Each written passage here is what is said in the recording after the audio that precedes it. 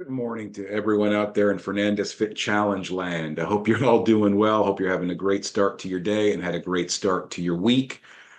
Wanted to reach out because I shared a message with a few people in the challenge, in this 6 week challenge, regarding how to better schedule, throughout their day, throughout their week, when they're now adding in a health and fitness program into the mix.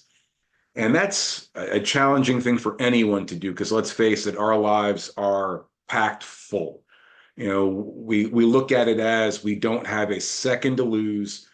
There's something filled into every slot. So how do we add this in while still taking care of everything else that we need to take care of? And I shared this with a few of you yesterday. And the more I thought about it, I was like, well, you know what? I really need to share it with the whole group because if a few people need to hear it, then everyone truly needs to hear it. And here's the thing for me. Until I started really taking control of my schedule and really mapping things out in advance and making sure that everything was where it needed to be, I essentially lived my life by the seat of my pants. And that was especially true for my health and fitness, and even in the beginning for my business, because in my case, I already had my family in place, I had my health and fitness routine in place, but I was adding something in my eye. I was adding the business aspect to it that I didn't have before. So now we're just adding another daunting task, another challenging element into the mix. And what I discovered, and by what I discovered, I mean what my coaches pointed out to me, was the fact that there's a big difference between being busy and being productive.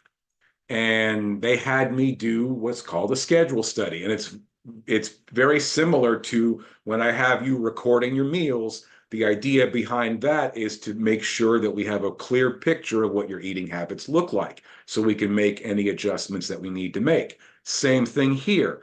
We're checking to see how efficient or not we are with our time, and specifically where to see where are we losing time, how much time are we losing, and what are the reasons behind why we're losing that time. And I discovered that, well, really, I could be busy 18, 19 hours a day if I truly wanted to be, but I was productive for maybe 5 or 6 of them. And the reason for that is that I was taking too much time to do certain tasks. Something that if I really honed in and focused in on the task and cleared out all the other distractions, that I could get that task done in, say, 30 minutes. But it was taking me 45 minutes or an hour to complete it. And that may not seem like a whole lot of time individually, half hour of a day has 24 hours in it. But over time, it starts adding up, just like the empty calories. It may not seem like much when this particular day, but when you do repeat that process over and over, it starts to add up over time. Same thing here. So when I became more intentional with my time as to specifically what I'm doing, how I'm doing it, and how long I'm spending on that individual task, and mapping all that out in advance, I usually, and for everybody, it's different. Usually for me, the best time is Sunday morning. My wife and son haven't really gotten up and moved around and gotten busy yet. So I have a little bit of downtime to sit here at my desk and really map that out. Now, most of my week is already planned out because there's certain things that are the same time, same day every week. But there's other things I need to put in there as well. So that's when I start filling in the puzzle pieces and making sure they all fit. But in order for that puzzle to really fit, really work to my advantage, is to make sure that I stick to it. If I devote 30 minutes to a certain task, I need to take those 30 minutes and really utilize them to the fullest. So, and I don't want to throw anything else at you. You have enough on your plate as it is. But I would highly recommend taking some time to really sit down and map out, what does my schedule look like? What's in it?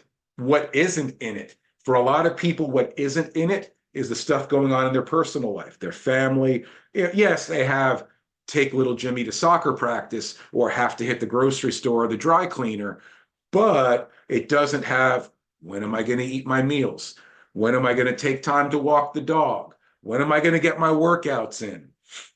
That, if you noticed on a bunch of your calendars, not everyone, but quite a few of you, there's that little message that you get each and every day that says me time, 15 to 30 minutes. That's put there purposefully, because if we aren't intentional with taking that time for ourselves, we won't take it. We just won't. But if we're intentional, if it's top of mind, not only do we take that time, but we schedule it as consistently each day as we possibly can. So I would highly recommend, really, if you don't do this already, really taking the time in advance to map out your calendar and make sure everything that's important to you, including this challenge, including your health and fitness, is in there. There's time blocked off for it. Because if it's there, we're more likely to do it. If it's not, if it's something that we treat as a convenience and just keep pushing and pushing to the end of the day and say to ourselves, yeah, I'll get to it if I have some time at the end of the day, because we know 99 times out of 100, we always find something else we need to do that takes up that time, then we're more likely to do it if it's on our calendar. We're more likely to do it. I know I'm more likely to do it. That's for sure. I know my calendar pretty well, but there's sometimes, as a little while ago, I'm thinking there was something else I needed to do this morning. Oh, wait a minute, look at my calendar. Oh yeah, record this video. There's a prime example of it. It's not on my calendar. I probably would have forgotten to do it. And I would have remembered like 3 days from now. If you want to take it a step further, and I'll wrap it up with this because I don't want to make this video too long, but if you want to take it a step further, start tracking what you do each and every day and how much time you spend doing it. Now, you could do it the old-fashioned way in journal form. That's perfectly fine. Or there's some tracking apps out there. One that I've used is called A-Tracker, A-T-R-A-C-K-E-R, and I'll put it in the comments below when I post this video, where you can actually enter in what you're doing, and it gives you a whole bunch of data as to how much time you're spending on each individual task, how much time you're being productive, how much time you're just busy. It's actually a pretty cool tool. And I do it periodically. If I find myself kind of veering off and not being as productive as I should be, I go back and say, all right, where am I going wrong? And it always teaches me something that maybe I was overlooking. So anyway, that's what I got for you. Reach out to me if you have any other questions. I'll put the link to that app in the comments, and have a great rest of your Tuesday, and I will talk to you very soon. Take care, folks.